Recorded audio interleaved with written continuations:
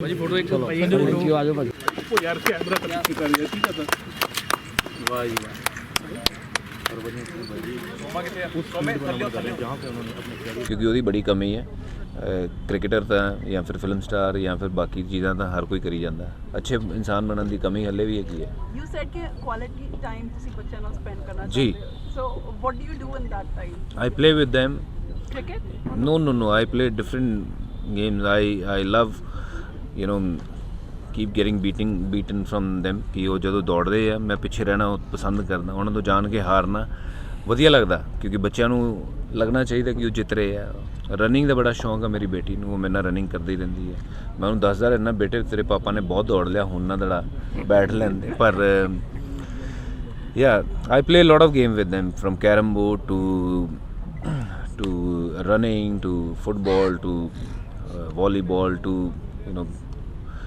lot of games खबर रखी हुई है नहीं या? नहीं ਦੇ ਛੱਡੀ ਹੈ ਜੀ Really? ਹਾਂਜੀ Oh, that was your favorite piece? We heard that. ਬਸ ਉਹੀ ਗੱਲ ਹੈ ਨਾ ਕਿ ਜਿਵੇਂ ਕ੍ਰਿਕਟ ਵੀ ਫੇਵਰੇਟ ਤਾਂ ਰਹੇਗੀ ਹਮੇਸ਼ਾ ਬਟ ਜ਼ਿੰਦਗੀ 'ਚ ਹਰ ਚੀਜ਼ ਦਾ ਨਾਲ ਨਹੀਂ ਚੱਲਦੀਆਂ one question from the fan भाजी ਹਾਂਜੀ भाई आफ्टर रिटायरमेंट यू भी भाजी कैनेडियन लीग भी खेडे है दुबई लीग भी खेडे है ਜੀ कि ਤੁਸੀਂ ਖੇਡਣਾ ਚਾਹੋਗੇ मैं- ਅਸੀਂ ਦੇਖਣਾ ਚਾਹੁੰਦੇ ਭਾਜੀ ਐਜ਼ ਅ ਫੈਨ ਮੈਂ ਲੈਜੈਂਡ ਲੀਗ ਜਿਹੜੀ ਹੁੰਦੀ ਉਹ ਕੋਸ਼ਿਸ਼ ਕਰਾਂਗਾ ਖੇਲਣ ਦੀ ਔਰ ਉਸ ਤੋਂ ਇਲਾਵਾ ਬਾਹਰ ਦੀਆਂ ਲੀਗਸ ਹਲੇ ਮੈਂ ਸੋਚਿਆ ਨਹੀਂ ਹੈ ਬਟ ਆਫ ਕੋਰਸ ਅਗਰ ਟਾਈਮ ਪਰਮਿਟ ਕਰੇਗਾ ਕਿਉਂਕਿ ਰਿਟਾਇਰਮੈਂਟ ਦਾ ਲੈਣ ਦਾ ਇੱਕ ਮੇਨ ਮਕਸਦ ਇਹ ਹੁੰਦਾ ਕਿ ਤੁਸੀਂ ਜ਼ਿਆਦਾ ਟਾਈਮ ਘਰ ਸਪੈਂਡ ਕਰੋ ਆਪਣੇ ਉਹਨਾਂ ਲੋਕਾਂ ਦੇ ਨਾਲ ਜਿਨ੍ਹਾਂ ਨੂੰ ਤੁਸੀਂ ਟਾਈਮ ਨਹੀਂ ਦਿੱਤਾ ਪਰ ਟਾਈਮ ਪਰਮਿਟ ਕਰੇਗਾ ਤਾਂ ਮੈਂ ਜ਼ਰੂਰ ਕਿ ਫੈਨ ਭਾਜੀ ਬੜੇ ਨੋਸਟੈਲਜਿਕ ਹੁੰਦੇ ਤੁਹਾਨੂੰ ਦੇਖਣਾ ਚਾਹੁੰਦੇ ਆ ਗਰਾਊਂਡਸ ਤੇ ਮੈਂ ਜ਼ਰੂਰ ਕੋਸ਼ਿਸ਼ ਕਰਾਂਗਾ ਕਿ ਜਿੱਥੇ ਜਾ ਕੇ ਕ੍ਰਿਕਟ ਖੇਲੀ ਜਾ ਸਕੇ ਬਹੁਤ ਜ਼ਿਆਦਾ ਕੰਪੀਟੀਟਿਵ ਨਾ ਹੋਵੇ ਉਹ ਕ੍ਰਿਕਟ ਖੇਲਾਂਗਾ ਕੰਪੀਟੀਟਿਵ ਅਗਰ ਕ੍ਰਿਕਟ ਖੇਲਣੀ ਹੁੰਦੀ ਤਾਂ ਫਿਰ ਮੈਂ IPL ਹਾਲੇ ਵੀ ਖੇਲ ਸਕਦਾ ਸੀ but I think right time I think lot of youngster are there ਉਹਨਾਂ ਨੂੰ ਖੇਲਣਾ ਚਾਹੀਦਾ ਹਾਲੇ ਕਿ ਰਿਟਾਇਰਮੈਂਟ ਮੈਂ ਕਾਫੀ ਲੇਟ ਲੈ ਰਿਹਾ ਮੈਨੂੰ ਲੱਗਦਾ 3-4 ਸਾਲ ਪਹਿਲਾਂ ਲੈਣੀ ਚਾਹੀਦੀ ਸੀ ਬਟ ਆਈ ਡੋਂਟ ਨੋ ਕਿਉਂ ਇੰਨਾ ਲੇਟ ਹੋ ਗਿਆ ਥੈਂਕ ਯੂ ਕੁਝ ਮੇਰੇ ਕੋਚ ਸਾਹਿਬ ਨੂੰ ਭਾਜੀ ਉਹਨਾਂ ਨੂੰ ਚਲੋ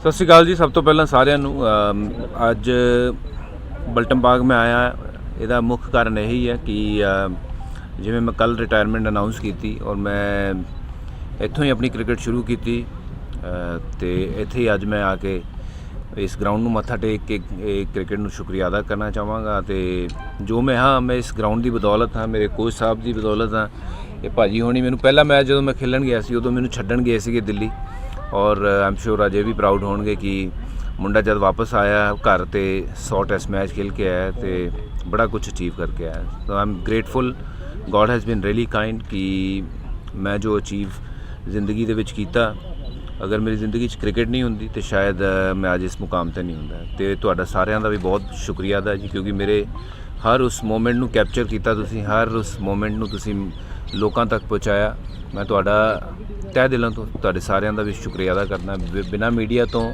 ਇਹ ਪੋਸੀਬਲ ਨਹੀਂ ਹੈ ਔਰ ਹਰ ਇੱਕ ਉਸ ਇਨਸਾਨ ਦਾ ਮੈਂ ਸ਼ੁਕਰੀਆ ਅਦਾ ਕਰਨਾ ਚਾਹਾਂਗਾ ਜਿਸ ਨੇ ਮੇਰੀ ਇਸ ਜ਼ਿੰਦਗੀ ਨੂੰ ਅੱਗੇ ਵਧਾਉਣ ਦੇ ਵਿੱਚ ਅੱਗੇ ਵਧਣ ਦੇ ਵਿੱਚ ਹੌਸਲਾ ਅਫਜ਼ਾਈ ਕੀਤੀ ਔਰ ਮੈਂ ਜਿੰਨਾ ਵੀ ਇਸ ਗਰਾਊਂਡ ਦਾ ਸ਼ੁਕਰੀਆ ਅਦਾ ਕਰਾਂ ਜਾਂ ਇਸ ਇੱਥੇ ਦੇ ਗਰਾਊਂਡਸਮੈਨ ਦਾ ਉਹ ਸ਼ਾਇਦ ਘੱਟ ਹੋਏਗਾ ਕਿਉਂਕਿ ਉਹਨਾਂ ਨੇ ਨਿਸਵਾਰਥ ਹੋ ਕੇ ਮੇਰੇ ਲਈ ਉਹ ਪਿੱਚਾਂ ਬਣਾਈਆਂ ਮੇਰੇ ਲਈ ਹਰ ਉਹ ਚੀਜ਼ ਪ੍ਰੋਵਾਈਡ ਕੀਤੀ ਜੋ ਇੱਕ ਕ੍ਰਿਕਟਰ ਨੂੰ ਲੋੜ ਹੁੰਦੀ ਹੈ ਅਤੇ JDCA ਦਾ ਮੈਂ ਸ਼ੁਕਰੀਆ ਅਦਾ ਕਰਦਾ BCCI ਦਾ ਮੈਂ ਸ਼ੁਕਰੀਆ ਅਦਾ ਕਰਦਾ ਮੈਂ PCA ਦਾ MP ਪਾਂਡਾ ਸਰ ਦਾ ਸ਼ੁਕਰੀਆ ਅਦਾ ਕਰਦਾ ਕਿ ਕੁਝ ਕਰੀਬ ਮੇਰੇ ਲੋਕ ਹੈ ਉਹਨਾਂ ਦੇ ਵਿੱਚੋਂ MP ਪਾਂਡਾ ਸਾਹਿਬ ਮੈਨੂੰ ਲੱਗਦਾ ਕਿ ਅਗਰ ਉਹ ਮੇਰੀ ਜ਼ਿੰਦਗੀ ਦੇ ਵਿੱਚ ਉਸ ਸਮੇਂ ਨਹੀਂ ਹੁੰਦੇ ਤਾਂ ਮੈਂ ਇਸ ਮੁਕਾਮ 'ਤੇ ਨਹੀਂ ਹੁੰਦਾ ਅਤੇ ਅੱਜ ਮੈਂ ਅਗਰ ਵਾਪਸ ਮੁੜ ਕੇ ਦੇਖਦਾ ਜਦੋਂ ਮੈਂ ਸ਼ੁਰੂ ਕੀਤਾ ਸੀ 1994 ਦੇ ਵਿੱਚ ਅਤੇ ਅੱਜ ਦਾ ਇਸ ਮੁਕਾਮ ਇਹ ਸਫ਼ਰ ਬਹੁਤ ਵਧੀਆ ਰਿਹਾ ਬਹੁਤ ਤੁਹਾਡਾ ਸਾਰਿਆਂ ਦਾ ਸ਼ੁਕਰੀਆ ਮਿਹਰਬਾਨੀ ਜੀ ਆਈ ਐਮ ਗ੍ਰੇਟਫੁਲ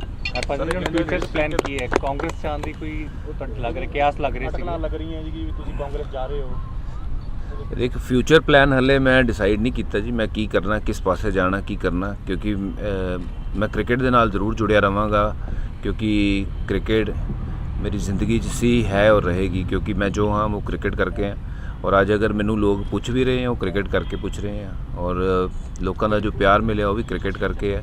ਬਾਕੀ ਰਹਿ ਰਹੀਆਂ ਪੋਲੀਟੀਕਲ ਗੱਲਾਂ ਤੇ ਜਦੋਂ ਸਮਾਂ ਆਏਗਾ ਜ਼ਰੂਰ ਮੈਂ ਖੁਦ ਰਿਵੀਲ ਕਰਾਂਗਾ ਕਿ ਮੈਂ ਅੱਗੇ ਮੇਰੇ ਫਿਊਚਰ ਪਲਾਨਸ ਕੀ ਹੈ।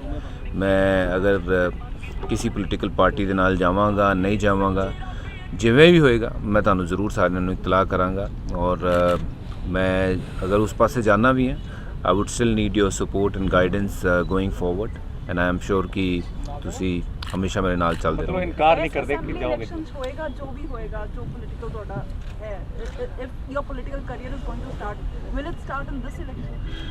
I don't know, मैं to be honest मैं कुछ सोचा नहीं इस बारे। I do have offers from different parties to join them, but I'll have to sit and of course think very wisely क्योंकि this is not going to be a small sort of decision कि चलो ये join कर लेने हैं because it's a very demanding job और मैं नहीं चाहांगा कि मैं कोई भी काम करा तो हाफ हार्टेड करा। ਜਿਹੜਾ ਵੀ ਮੈਂ ਕੰਮ ਕਰਨਾ ਚਾਹਾਂਗਾ ਉਹ ਜਦ ਤੱਕ ਉਹਦੇ ਲਈ ਮੈਂ ਪੂਰੀ ਤਰ੍ਹਾਂ ਪ੍ਰਿਪੇਅਰ ਨਹੀਂ ਹੈ ਮੈਂ ਉਹ ਉਸ ਪਾਸੇ ਨਹੀਂ ਜਾਵਾਂਗਾ। ਜਿਸ ਦਿਨ ਮੈਨੂੰ ਲੱਗੇਗਾ ਕਿ ਮੈਂ ਪੂਰਾ ਪ੍ਰਿਪੇਅਰਡ ਹਾਂ ਕਿਸੇ ਵੀ ਪਾਰਟੀ ਨੂੰ ਜਾਂ ਕਿਸੇ ਵੀ ਤਰੀਕੇ ਨਾਲ ਕੰਮ ਕਰਨ ਲਈ, ਚਾਹੇ ਉਹ ਕੋਚਿੰਗ ਵੀ ਹੈ, ਤੇ ਮੈਂ ਜ਼ਰੂਰ ਤਾਂ ਹੀ ਉਸ ਪਾਸੇ ਨੂੰ ਜਾਵਾਂਗਾ। ਹਾਲੇ ਤੱਕ ਮੈਂ ਕੁਝ ਸੋਚਿਆ ਨਹੀਂ ਹੈ।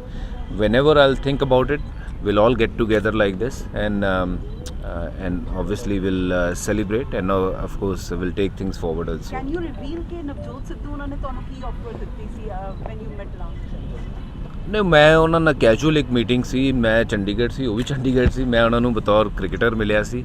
ਓਬਵੀਅਸਲੀ ਮੇਰੇ ਹੋਰ ਵੀ ਬੜੇ ਜਾਣਕਾਰ ਆ, ਚਾਹੇ ਉਹ ਬੀਜੇਪੀ ਪਾਰਟੀ ਹੋਵੇ ਜਾਂ ਫਿਰ ਕਾਂਗਰਸ ਪਾਰਟੀ ਹੋਵੇ, ਆਪ ਹੋਵੇ, ਸਾਰੀ ਪਾਰਟੀਜ਼ ਦੇ ਜਿਹੜੇ ਲੋਕ ਹੈ ਮੇਰੇ ਜਾਣਕਾਰ ਹੈਗੇ ਆ। ਬਟ ਅੱਜ ਕੱਲ੍ਹ ਕਿਉਂਕਿ ਚੁਣਾਵ ਦਾ ਸਮੇਂ ਹੈ, ਜਿਹਦੇ ਨਾਲ ਫੋਟੋ ਖਿੱਚੀ ਜਾਏਗੀ ਲੱਗੇਗਾ ਕਿ ਮੈਂ ਉਸ ਪਾਸੇ ਜਾ ਰਿਹਾ, ਪਰ ਮੈਂ ਤੁਹਾਨੂੰ ਫਿਰ ਕਹਿ ਰਿਹਾ ਕਿ ਜਿਸ ਪਾਸੇ ਵੀ ਮੈਂ ਜਾਵਾਂਗਾ ਅਗਰ ਗਿਆ ਤੇ ਤੁਹਾਨੂੰ ਦੱਸ ਕੇ ਜਾਵਾਂਗਾ ਕਿਉਂਕਿ ਉਹਦੇ ਵਿੱਚ ਕੋਈ ਲੁਕਾਉਣ ਵਾਲੀ ਗੱਲ ਨਹੀਂ ਹੈ ਕਿਉਂਕਿ ਲੁੱਕ ਕੇ ਕੋਈ ਕੰਮ ਨਹੀਂ ਹੁੰਦਾ। ਔਰ ਅਗਰ ਮੈਂ ਕੋਈ ਕੰਮ ਕਰਾਂਗਾ ਖੁੱਲ੍ਹੇਆਮ ਕਰਾਂਗਾ ਔਰ ਮੈਂ ਉਹ ਤਦ ਹੀ ਕਰਾਂਗਾ ਜਦੋਂ ਮੈਨੂੰ ਲੱਗਦਾ ਕਿ ਮੈਂ 100% ਉਸ ਕੰਮ ਲਈ ਕਮਿਟਡ ਹੋ ਕੇ ਕੰਮ ਕਰ ਸਕਦਾ। ਪੰਜਾਬ ਦੀ ਰਾਜਨੀਤੀ ਬਾਰੇ ਕੀ ਤੁਸੀਂ ਕਹਿਣਾ ਚਾਹੋਗੇ, ਜਿਹੜਾ ਮਾਹੌਲ ਚੱਲਦਾ ਪਿਆ? ਦੇਖੋ ਜੀ, ਰਾਜਨੀਤੀ ਬੜਾ ਵੱਡਾ ਸਬਜੈਕਟ ਹੈ, ਉਹਦੇ ਬਾਰੇ ਹਰ ਰੋਜ਼ ਨਵੀਂ ਚੀਜ਼ਾਂ ਹੋ ਰਹੀਆਂ ਤੇ ਮੈਂ ਹਲੇ ਫਿਲਹਾਲ ਰਾਜਨੀਤੀ ਦੇ ਵਿੱਚ ਨਹੀਂ ਹੈ। I'll rather stick to what I'm good at which is cricket। ਹਾਲ ਹੁਣ ਤਾਂ ਮੈਂ ਉਹ ਵੀ ਛੱਡ ਦਿੱਤੀ ਹੈ ਬਟ ਰਾਜਨੀਤੀ ਬਾਰੇ ਮੈਨੂੰ ਹਲੇ ਤੁਸੀਂ ਨਾ ਪੁੱਛੋ ਤਾਂ ਜ਼ਿਆਦਾ ਬੈਟਰ ਕਿਉਂਕਿ ਮੈਨੂੰ ਜ਼ਿਆਦਾ ਮੈਂ ਰਾਜਨੀਤੀ ਬਾਰੇ ਗੱਲ ਹਲੇ ਕਰਨਾ ਨਹੀਂ। ਮਾਹੌਲ ਇੱਦਾਂ ਦਾ ਚੱਲਦਾ ਪਿਆ ਨਾ। ਜੇ ਰਾਜਨੀਤੀ 'ਚ ਨਹੀਂ ਜਾਣਾ ਤੇ ਫਿਰ ਅੱਗੇ ਕੀ ਪਲਾਨ ਹੈ, ਕੀ ਫਿਊਚਰ ਪਲਾਨ ਹੈ? ਕ੍ਰਿਕਟ ਦੇ ਵਿੱਚ ਬੜਾ ਕੁਛ ਹੈ ਜੀ। I have got a couple of offers from IPL teams ਕਿ to join them as mentor ਕਰ ਸਕਦਾ, ਕਮੈਂਟਰੀ ਕਰ ਸਕਦਾ। I can spend a lot of time with my family which is more precious than working anywhere else। ਪਿਛਲੇ 20 ਸਾਲਾਂ ਤੋਂ ਮੈਂ ਆਪਣੇ ਘਰਦਿਆਂ ਨੂੰ ਟਾਈਮ ਨਹੀਂ ਦਿੱਤਾ ਹੈਗਾ। ਆਈ ਥਿੰਕ ਸਭ ਤੋਂ ਜਿਹੜੀ ਵਧੀਆ ਚੀਜ਼ ਇਹ ਹੋ ਸਕਦੀ ਕਿ I look forward to spend a lot of time with my family at home and with my friends। You know, I've never seen them from last 25 years। I've not met them properly, so this is my time to catch up with all of them। ਔਰ ਉਸ ਤੋਂ ਇਲਾਵਾ ਜ਼ਿੰਦਗੀ ਦੇ ਵਿੱਚ ਬੜੀਆਂ ਚੀਜ਼ਾਂ ਐਸੀਆਂ, ਬੜੀਆਂ ਓਪਰਚੁਨਿਟੀਜ਼ ਹੈ ਜਿੱਥੇ ਮੈਂ ਕੋਈ ਵੀ ਕੰਮ ਕਰ ਸਕਦਾ ਹੈਗਾ, ਫਿਲਮ ਕਰ ਸਕਦਾ ਹੈਗਾ, ਮਿਊਜ਼ਿਕ ਕਰ ਸਕਦਾ ਹੈਗਾ। ਸੋ ਥੋੜਾ ਬਹੁਤ ਆਲਰੇਡੀ ਸ਼ੁਰੂ ਹੋ ਗਿਆ ਸੀ ਜੀ, ਮੈਂ ਹਰ ਚੀਜ਼ ਉਹ ਕਰਨਾ ਚਾਹਾਂਗਾ ਕਿਉਂਕਿ ਯੂ ਨੈਵਰ ਨੋ, ਜ਼ਿੰਦਗੀ ਇੱਕ ਵਾਰ ਮਿਲਦੀ ਹੈ, ਹਰ ਚੀਜ਼ ਕਰਕੇ ਦੇਖਣੀ ਚਾਹੀਦੀ ਹੈ। ਪਰ ਭਾਜੀ ਜੀ, ਪੰਜਾਬ ਦੇ ਬਹੁਤ ਸਾਰੇ ਵੱਡੇ ਮੁੱਦੇ ਹੈਗੇ ਨੇ ਜਿਹੜੇ ਅਜੇ ਤੱਕ ਹੱਲ ਨਹੀਂ ਹੋਏ। ਲੋਕ ਡਿਮਾਂਡ ਕਰਦੇ ਨੇ ਕਿ ਚੰਗੇ ਲੋਕਾਂ ਨੂੰ ਰਾਜਨੀਤੀ 'ਚ ਆਉਣਾ ਚਾਹੀਦਾ। ਜੀ। ਤੁਹਾਡੀ ਨਜ਼ਰ ਦੇ ਵਿੱਚ ਇਹੋ ਜਿਹੀ ਕਿਹੜੀ ਪਾਰਟੀ ਹੈਗੀ ਜਿਹੜੀ ਵਾਕਈ ਪੰਜਾਬ ਦਾ ਇਹ ਸੁਧਾਰ ਕਰ ਸਕਦੀ ਜਾਂ ਵੱਡੇ ਮੁੱਦੇ ਹੱਲ ਕਰ ਸਕਦੀ?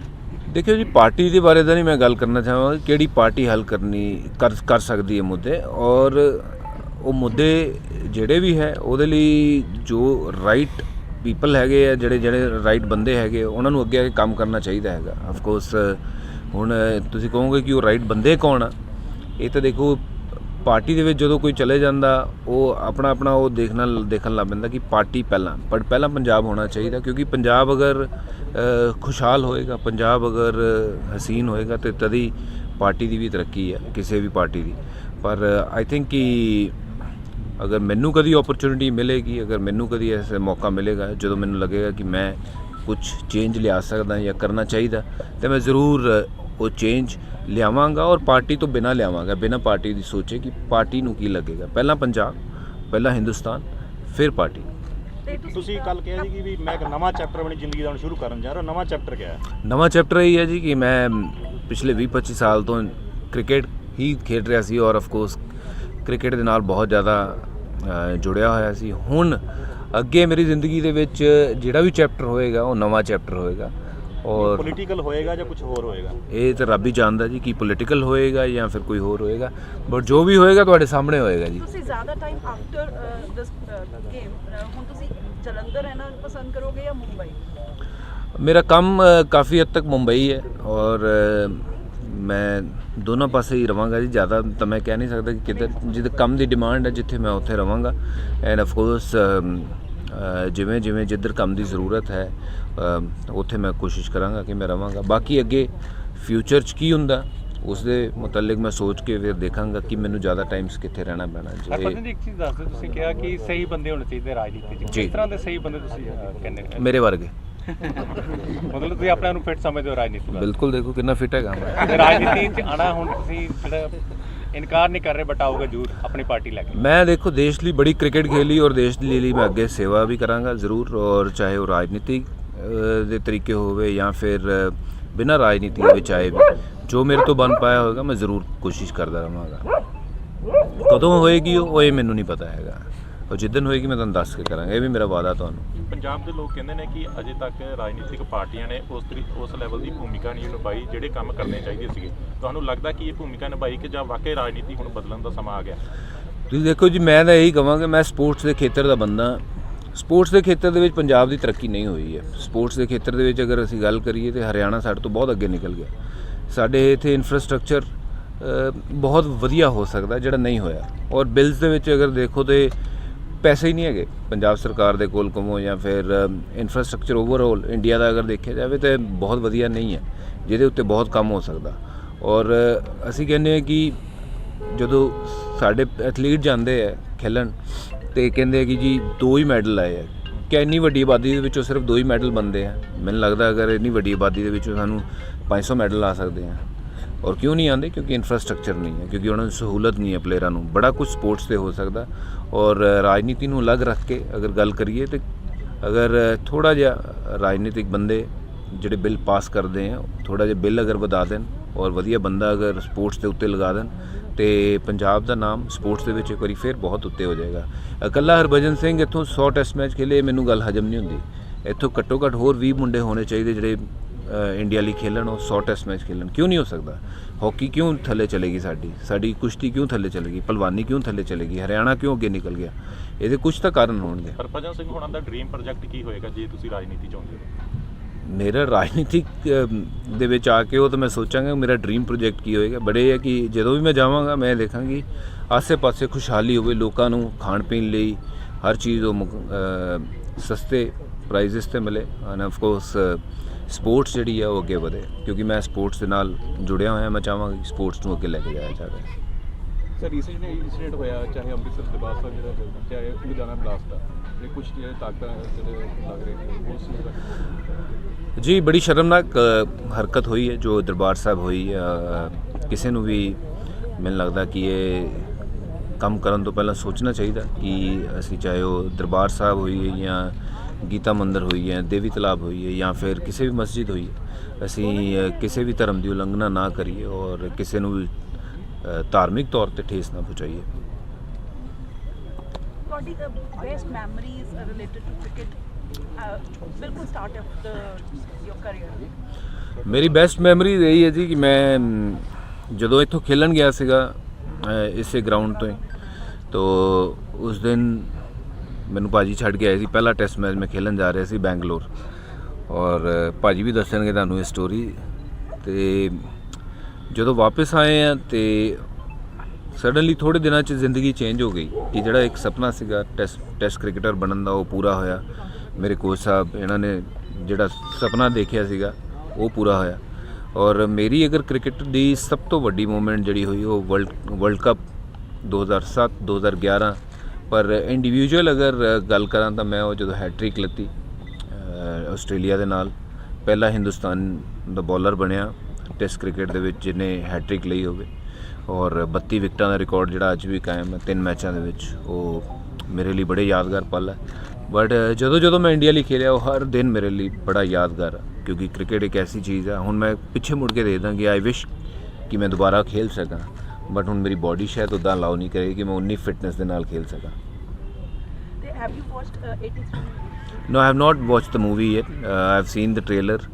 I have spoken to Kapil Paji. I have congratulated him for the movie. I'm sure it's going to be a super duper hit. And Ranveer is unbelievable. You know, ਜਿਹੜਾ ਵੀ ਕਿਰਦਾਰ ਕਰਦਾ ਉਹਦੇ ਵਿੱਚ ਬਿਲਕੁਲ ਹੀ ਉਹ ਲੱਗ ਜਾਂਦਾ ਕਿ ਸ਼ਾਇਦ ਉਹੀ ਕਰ ਰਿਹਾ। ਉਹ ਵਾਕਈ ਲੱਗ ਵੀ ਰਿਹਾ ਜਿਵੇਂ ਕਪਿਲ ਭਾਜੀ ਬੋਲ ਰਹੇ ਹਨ ਜਦੋਂ ਉਹ ਟ੍ਰੇਲਰ ਦੇ ਵਿੱਚ ਬੋਲ ਰਹੇ। I'm sure this movie will inspire many youngsters to take up this game. Do you intend ਕਿ ਤੁਹਾਡੇ ਤੇ ਵੀ ਕੋਈ ਬਾਇਓਪਿਕ ਬਣੇ ਜਾਂ ਸਮਥਿੰਗ? ਮੇਰੇ ਤੇ ਜ਼ਰੂਰ ਬਾਇਓਪਿਕ ਤਾਂ ਮੈਨੂੰ ਪਤਾ ਨਹੀਂ, ਬਟ ਮੈਂ ਸੋਚ ਰਿਹਾ ਕਿ ਵੈਬ ਸੀਰੀਜ਼ ਜੋ ਹੈ ਉਹ ਬਣਾਈ ਜਾਵੇ, ਕਿਉਂਕਿ ਮੇਰੀ ਬੁੱਕ ਆਲਮੋਸਟ ਅਸੀਂ ਲਿਖ ਲਈ ਆ। It's on the Braj of coming out, ਔਰ ਜਦੋਂ ਇੱਕ ਵਾਰੀ ਬੁੱਕ ਬਾਹਰ ਆ ਜਾਏਗੀ ਤੇ ਮੈਂ ਜ਼ਰੂਰ ਚਾਹਾਂਗਾ ਕਿ ਉਸ 'ਤੇ ਬਾਇਓਪਿਕ ਨਹੀਂ, ਕਿਉਂਕਿ ਅੱਜ ਕੱਲ੍ਹ ਜ਼ਮਾਨਾ ਜਿਹੜਾ ਡਿਜੀਟਲ ਦਾ, ਉਹ ਮੈਂ ਚਾਹਾਂਗਾ ਘਰ ਘਰ ਬੈਠੇ ਬੰਦਾ ਜਿਹੜਾ ਆਪਣੇ ਫ਼ੋਨ 'ਤੇ ਵੀ ਦੇਖ ਸਕੇ। ਅਤੇ ਮੈਂ ਵੈਬ ਸੀਰੀਜ਼ ਜਿਹੜੀ ਹੈ ਅਸੀਂ ਉਹ ਪਲਾਨ ਕਰ ਰਹੇ ਹਾਂ। ਐਨੀ ਟਾਈਟਲ ਯੂ ਥੌਟ ਆਫ? ਮੇਰੇ ਬੁੱਕ ਦਾ ਟਾਈਟਲ ਹੈ ਜੀ ਦੂਸਰਾ ਚੈਪਟਰ। ਓਕੇ, ਦੂਸਰਾ ਚੈਪਟਰ ਦੂਸਰਾ ਇਜ਼ ਲਾਈਕ ਦੂਸਰਾ ਚੈਪਟਰ, ਕਿਉਂਕਿ ਮੇਰੀ ਜ਼ਿੰਦਗੀ ਦੇ ਵਿੱਚ ਦੂਸਰਾ ਬਹੁਤ ਇੰਪੋਰਟੈਂਟ ਸੀ। ਜਦੋਂ ਮੈਂ ਕ੍ਰਿਕਟ ਵੀ ਖੇਲਿਆ, ਇੰਡੀਆ ਲਈ ਸਿਲੈਕਟ ਹੋਇਆ, ਤੇ ਕਿਉਂਕਿ ਸਕਲੈਨ ਮੁਸ਼ਤਾਕ ਉਹ ਬਾਲ ਕਰਦੇ ਹੁੰਦੇ ਸੀ ਜਿਹੜੀ ਆਫ ਸਪਿਨ ਦੇ ਹੁੰਦੇ ਬਾਹਰ ਚਲੇ ਜਾਂਦੀ, ਜਿਹਨੂੰ ਲੈਗ ਕੱਟ ਕਹਿੰਦੇ ਕ੍ਰਿਕਟ ਦੇ ਵਿੱਚ, ਪਰ ਉਹਨੂੰ ਦੂਸਰਾ ਕਿਹਾ ਜਾਂਦਾ। ਉਹਨੂੰ ਮੇਰੇ ਨਾਲ ਜੋੜ ਦਿੱਤਾ ਗਿਆ ਕਿ ਦੂਸਰਾ ਕੌਣ ਕਰਦਾ ਭੱਜੀ, ਔਰ ਇਸੇ ਲਈ ਉਹ ਮੇਰੀ ਜ਼ਿੰਦਗੀ ਦੇ ਨਾਲ ਦੂਸਰਾ ਜਿਹੜਾ ਸ਼ਬਦ ਹੈ ਇੰਨਾ ਵਧੀਆ ਜੁੜ ਗਿਆ। ਉਹਨੇ ਦੂਸਰਾ ਚੈਪਟਰ ਮੇਰੀ ਜ਼ਿੰਦਗੀ ਦਾ ਸ਼ੁਰੂ ਹੋ ਰਿਹਾ। ਬੁੱਕ ਦਾ ਨਾਮ ਵੀ ਇਸੇ ਲਈ ਦੂਸਰਾ ਚੈਪਟਰ, ਅਤੇ this is how it is. Terminator title ਤੁਹਾਨੂੰ ਕਿਹਨੇ ਦਿੱਤਾ ਸੀ? ਟਰਮੀਨੇਟਰ ਦਾ ਟਾਈਟਲ ਇਹ ਆਸਟ੍ਰੇਲੀਅਨ ਕੁਝ ਅਖਬਾਰਾਂ ਨੇ ਲਿਖਿਆ ਸੀ। ਟਰਮੀਨੇਟਰ ਇੱਕ ਫਿਲਮ ਆਈ ਸੀਗੀ, ਉਸ ਤੋਂ ਬਾਅਦ ਜਿੱਦਾਂ ਦੀ ਉਹ ਸੀਰੀਜ਼ ਹੋਈ, ਔਰ ਮੈਂ ਇਕੱਲੇ ਨੇ ਉਹ ਸੀਰੀਜ਼ ਦੇ ਵਿੱਚ ਅਗਰ 32 ਵਿਕਟਾਂ ਲਈਆਂ, ਔਰ ਦੂਸਰਾ second highest wicket taker Sachin Tendulkar ਸੀ 3 ਵਿਕਟਾਂ ਲੈ ਕੇ। ਅਤੇ ਉੱਥੇ ਆਸਟ੍ਰੇਲੀਅਨ ਅਖਬਾਰਾਂ ਦੇ ਵਿੱਚ ਛਪਿਆ ਸੀ ਕਿ ਟਰਮੀਨੇਟਰ ਸਟ੍ਰਾਈਕ, ਟਰਮੀਨੇਟਰ ਨੇ ਕੁਛ ਐਸੀਆਂ ਹੈਡਲਾਈਨ ਸੀਗੀਆਂ ਕਿ ਉਦੋਂ ਟਰਮੀਨੇਟਰ ਬਣਾ ਦਿੱਤਾ ਉਹਨਾਂ ਨੇ ਮੈਨੂੰ। ਐਂਡ एवरीवन इज आस्किंग ਕਿ ਸਾਈਮਨਸ ਨੇ ਤੁਹਾਨੂੰ ਕੀ ਕਿਹਾ ਸੀ ਉਸ ਦਿਨ? ਸਾਈਮਨ ਨੇ ਮੈਨੂੰ ਕੁਝ ਵੀ ਨਹੀਂ ਕਿਹਾ ਜੀ। ਉਹਨੂੰ ਲੱਗਿਆ ਕਿ ਮੈਂ ਉਹਨੂੰ ਮੰਕੀ ਕਿਹਾ, ਪਰ ਮੈਂ ਉਹਨੂੰ ਕਿਹਾ ਸੀ ਤੇਰੀ ਮਾਂ ਕੀ। ਹੁਣ ਮੈਨੂੰ ਅੰਗਰੇਜ਼ੀ ਨਹੀਂ ਆਉਂਦੀ ਸੀ, ਉਹਨੂੰ ਹਿੰਦੀ ਨਹੀਂ ਆਉਂਦੀ ਸੀ। ਹੁਣ ਜੇ ਉਹ ਗਾਲ ਕੱਢੇਗਾ ਅੰਗਰੇਜ਼ੀ 'ਚ ਕੱਢੇਗਾ, ਅਤੇ ਮੈਂ ਜੇ ਕੱਢਾਂਗਾ ਤਾਂ ਮੈਂ ਪੰਜਾਬੀ 'ਚ ਕੱਢਾਂਗਾ। ਅਤੇ ਇਹ ਗੱਲ ਹੋਈ ਸੀਗੀ। ਉਸ ਛੋਟੀ ਜਿਹੀ ਗੱਲ ਦਾ ਬਹੁਤ ਵੱਡਾ ਪਹਾੜ ਬਣਾ ਦਿੱਤਾ। ਬੜੇ ਇਹ ਮੇਰੀ ਬੁੱਕ ਦੇ ਵਿੱਚ ਬੜਾ ਵਧੀਆ ਅਸੀਂ ਰਿਵੀਲ ਕੀਤਾ ਕਿ ਵਾਟ ਐਗਜ਼ੈਕਟਲੀ ਹੈਪਨ, ਔਰ ਬੜੇ ਲੋਕਾਂ ਨੂੰ ਪਤਾ ਹੀ ਨਹੀਂ ਹੈ ਕਿ ਕੀ ਹੋਇਆ ਕੀ ਨਹੀਂ। ਕਹਿ ਰਹੇ ਤਾਂ ਇੱਕ ਛੋਟਾ ਜਿਹਾ ਮੂਮੈਂਟ ਕੀ ਬੋਲਿਆ ਕੀ ਸੁਣਿਆ, ਬਟ ਉਸ ਤੋਂ ਇਲਾਵਾ ਜੋ ਮੇਰੇ 'ਤੇ ਬੀਤੀ ਜਾਂ ਉਸ 'ਤੇ ਬੀਤੀ ਉਹ ਸ਼ਾਇਦ ਕਿਸੇ ਨੂੰ ਨਹੀਂ ਪਤਾ, ਔਰ ਉਹ ਮੈਂ ਰਿਵੀਲ ਕੀਤਾ। ਬੜਾ ਅੱਛਾ ਚੈਪਟਰ ਹੈ ਮੇਰੀ ਬੁੱਕ ਦੇ ਵਿੱਚ। And who is writing for you? There is a guy called Kushan Sarkar From? from PTI. He writes for PTI and he's a cricket journalist. And there are other couple of people who is helping him. So Yeah. when do you expect that? ਮੈਂ ਕੋਸ਼ਿਸ਼ ਤਾਂ ਇਹ ਕਰ ਰਹੇ ਕਿ ਇਸ IPL ਤੋਂ ਪਹਿਲਾਂ ਆ ਜਾਏ, ਬਟ ਅਗਰ ਅਸੀਂ ਸੈਟੀਸਫਾਈਡ ਨਹੀਂ ਹਾਂ ਤਾਂ ਫਿਰ ਅਸੀਂ ਅਕਤੂਬਰ ਨਵੰਬਰ ਦੇ ਵਿੱਚ ਕਰਾਂਗੇ, ਜਦੋਂ ਆਸਟ੍ਰੇਲੀਆ ਸੀਰੀਜ਼ ਹੋਏਗੀ, ਇੰਡੀਆ ਆਸਟ੍ਰੇਲੀਆ ਜਾਏਗੀ ਉਸ ਤੋਂ ਪਹਿਲਾਂ।